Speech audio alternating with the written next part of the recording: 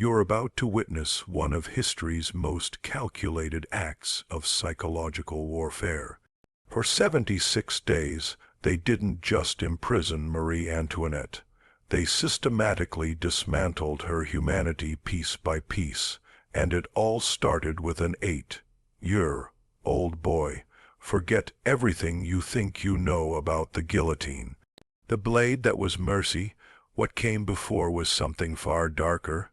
They discovered her one vulnerability, and they exploited it with a cruelty that still haunts the historical record today.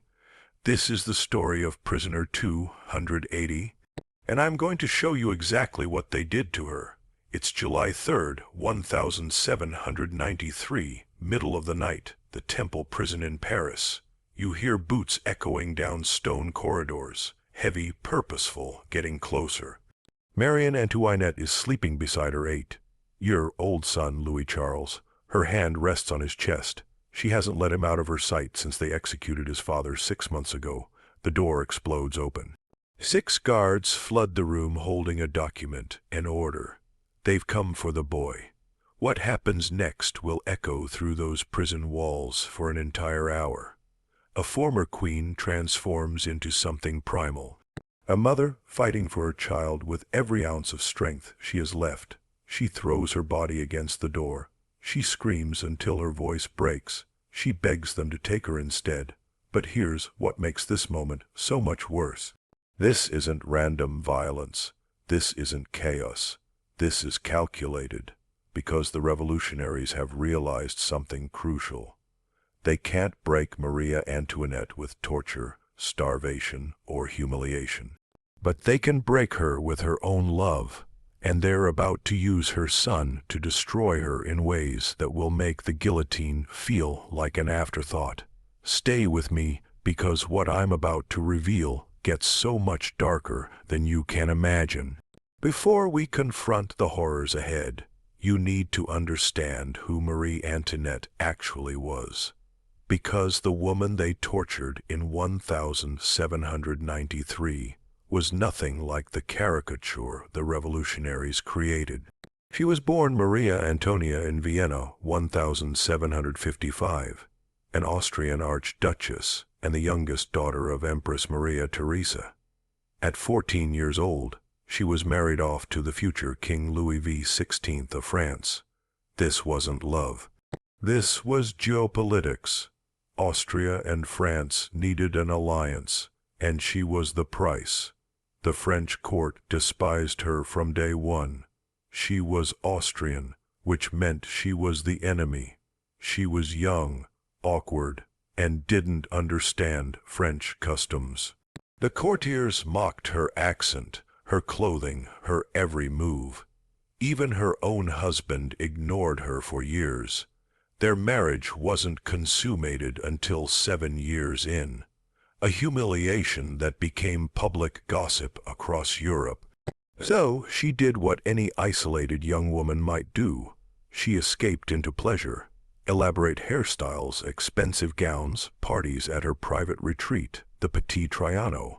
The French people, starving and desperate, saw these extravagances and branded her Madame Deficit. Did she actually say, "Let them eat cake," when told the people had no bread? No, that's propaganda. But it didn't matter. The damage was done. By the time the revolution erupted in 1789, Marie Antoinette had become France's most convenient scapegoat.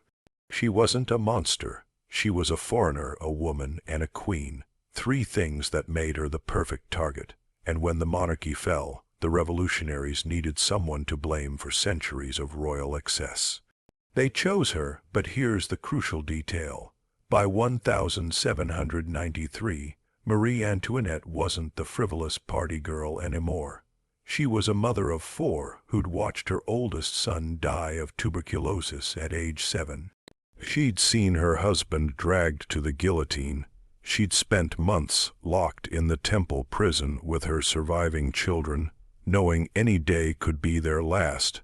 She'd already lost everything: her crown, her freedom, her husband, her country.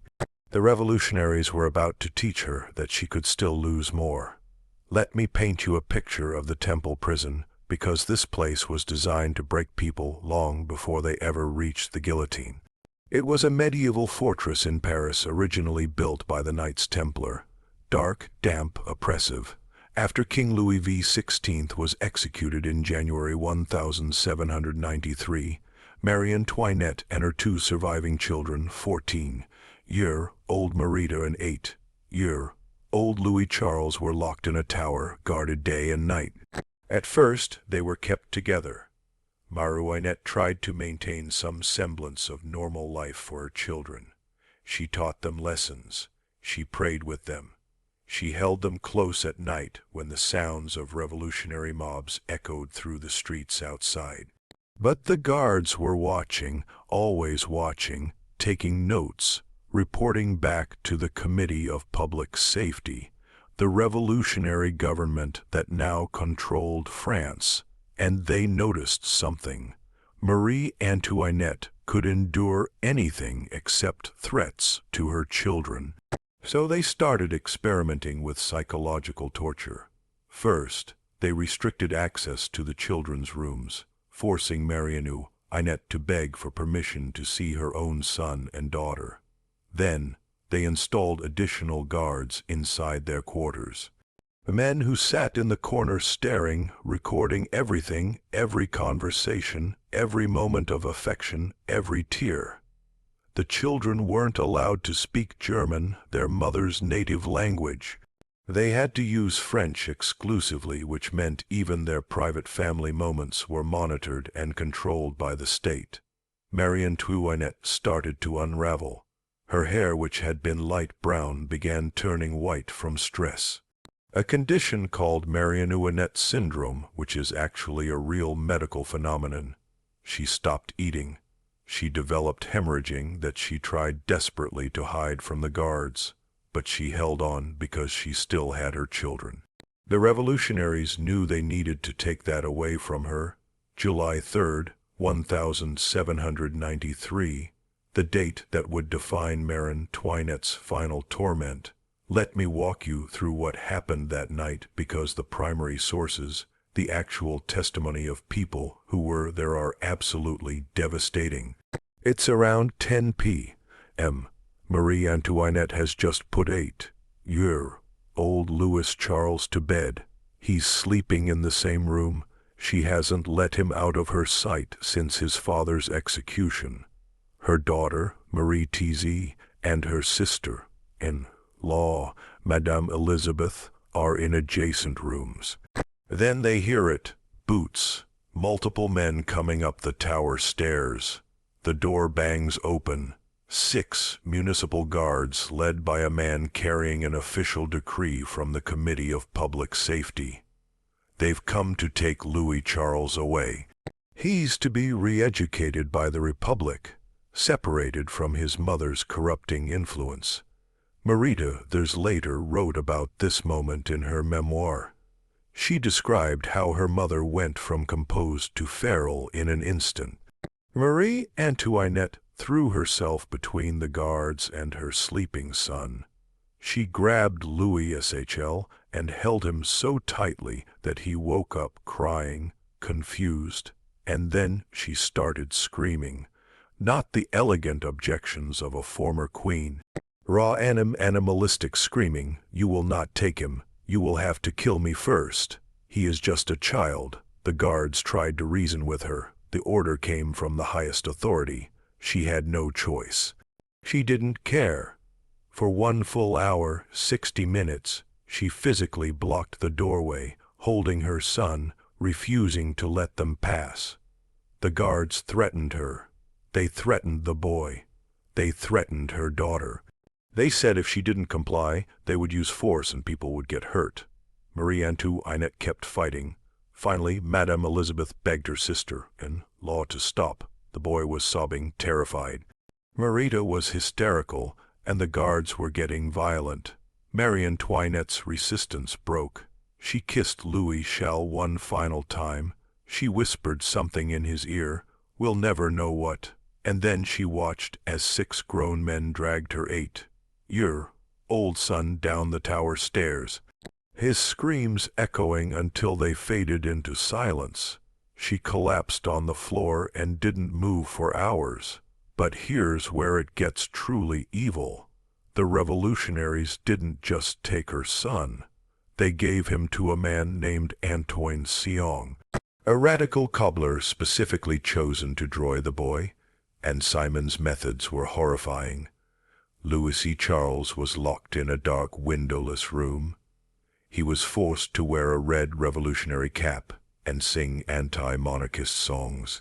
He was taught to curse his mother, to call her vile names, to repeat accusations of treason and conspiracy, and when he refused, Simon beat him, starved him, kept him in isolation until the boy's spirit broke.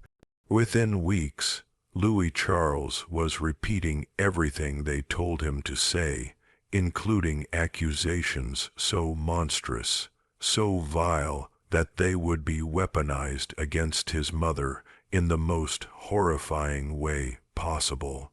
Marie Antoinette didn't know the details, but she knew her son was suffering, and there was nothing she could do to save him. That's when they moved her to the Concierge. On August 1st, 1793, less than a month after they took her son, guards burst into Marionette's room in the Temple prison at 2:00 a.m. No explanation, no warning, just an order. You're being transferred. They separated her from her daughter and sister-in-law. She begged to say goodbye. They refused. They dragged her down the tower stairs, threw her in a carriage, and drove her through the dark Paris streets to a place called the Concierge. If you know anything about the French Revolution, you know this name. The Concierge was called the antechamber to the Guillotine. It's where prisoners went in their final days before execution. Marie Antoinette wasn't just being moved. She was being prepared for death. But the revolutionaries wanted to make those final days as psychologically devastating as possible. She was assigned prisoner number 280. Not the former queen, not even her name, just a number. Her cell was tiny, about 12 ft by 8 ft. The walls were damp stone covered in mold. There was a thin straw mattress, a wooden table, 2 chairs, and a chamber pot. A single candle for light, no windows, just the suffocating darkness of the medieval dungeon. And here's the truly insidious part. They gave her a privacy screen, a folding screen so she could change clothes or use the chamber pot in privacy. Sounds humane, right, wrong. The privacy screen was theater, because inside that cell, at all times, were 2 armed guards. They sat in the corner and watched her every single moment. When she ate, when she slept, when she changed her clothes behind that useless screen, when she used the chamber pot, when she prayed, when she cried. Constant, unblinking surveillance. This isn't about security. She was a middle-aged woman in failing health, locked in a dungeon. This was psychological torture designed to strip away her last shred of dignity and privacy. Historical accounts describe how Marie Antoinette tried to maintain her composure. She would sit for hours staring at the wall, her face completely blank. The guards reported that she barely spoke, barely moved, barely ate. But at night, when she thought they couldn't see in the candlelight, they heard her crying, whispering her son's name, Louis Charles, over and over. She developed severe hemorrhaging, likely uterine cancer or complications from the stress. She bled through her clothes and had to ask the guards for rags, a humiliation she endured in front of men who stared at her without mercy. Her hair, now completely white, started falling out in clumps. She was 37 years old. She looked 60, and then came the trial, October 14th, 1793, 8 a.m. Marie Antoinette was dragged from her cell to the Revolutionary Tribunal. This wasn't a trial, it was a performance. The verdict was already decided, but the revolutionaries needed a show, something to justify her execution to the public and to history. The courtroom was packed. Revolutionary officials, journalists, citizens eager to see the former queen humiliated. The prosecutor, a man named Antoine Fouquier-Tinville, prepared to unleash charges of treason, conspiracy, and financial corruption. Marie Antoinette sat in the defendant's chair, pale, gaunt, dressed in widow's black. For 2 days, they threw accusations at her. That she conspired with Austria, that she squandered France's treasury, that she planned counter-revolutionary plots. She responded to each charge with startling composure and intelligence. She refuted false claims. She admitted to mistakes without groveling. She refused to be broken. So Fouquier-Tinville played his final, most venomous card. He called a witness, Jack Ebert, a radical journalist, and he bare repeated accusations allegedly made by Marie Antoinette's 8-year-old son, Louis Chal. The boy, under coaching from his captives, had claimed that his mother committed incest with him. Let that sink in for a moment. They accused her of sexually abusing her own child using testimony tortured out of an 8-year-old boy in a public courtroom in front of hundreds of people. The room went silent. Even the bloodthirsty mob seemed stunned by the depravity of the accusation. Marie Antoinette had remained stoic through every insult, every lie, every threat. But this shattered her. She stood up, her voice, which had been calm, cracked with raw emotion. "I appeal to all the mothers present in this room," she said, her eyes blazing. "Is there among you a single one who would not shudder at such an accusation?" She didn't address the judges. She spoke directly to the women in the crowd, mothers, daughters, sisters. For the first time in the trial, she wasn't defending herself as a queen. She was speaking as a mother whose child had been weaponized against her. Nature itself refuses to respond to such a charge made against a mother, she continued. "I appeal to all mothers who are listening to me." The courtroom erupted. Some women in the crowd who had come to juror at her execution were moved to tears. Even some of the revolutionary officials shifted uncomfortably. It was too much, too cruel. But Fouquier-Tinville didn't care. He steamrolled through the rest of the trial at 4:00 a.m. On October 16th, after a trial lasting less than 2 days with no real evidence, Marie Antoinette was found guilty of high treason and crimes against the state. The sentence, death by guillotine, execution scheduled for later that same day. She was given a few hours in her cell to prepare for death. Back in her cell, with dawn approaching and death only hours away, Marie Antoinette was finally given a pen, paper, and ink. She didn't write a political manifesto. She didn't curse the revolution. She didn't beg for mercy. She wrote a letter to her sister-in-law, Madame Elizabeth, who was still imprisoned in the Temple with Marie Antoinette's daughter. The letter is one of the most heartbreaking documents in history. Let me read you parts of it. "It is to you, sister, that I write for the last time. I have just been condemned not to a shameful death. That is only for criminals, but to rejoin your brother, innocent like him. I hope to show the same firmness in my last moments. I am calm, as one is when one's conscience reproaches one with nothing. I deeply regret having to abandon my poor children. You know that I lived only for them and for you, my good and tender sister." She went on to forgive her enemies, to ask pardon for any wrongs she had committed, and to beg her sister-in-law to care for her children. "May my son never forget his father's last words, which I expressly repeat to him. Let him never seek to avenge our death. She poured every ounce of her remaining love onto that page. Her final thoughts as a mother, as a sister, as a human being facing the void.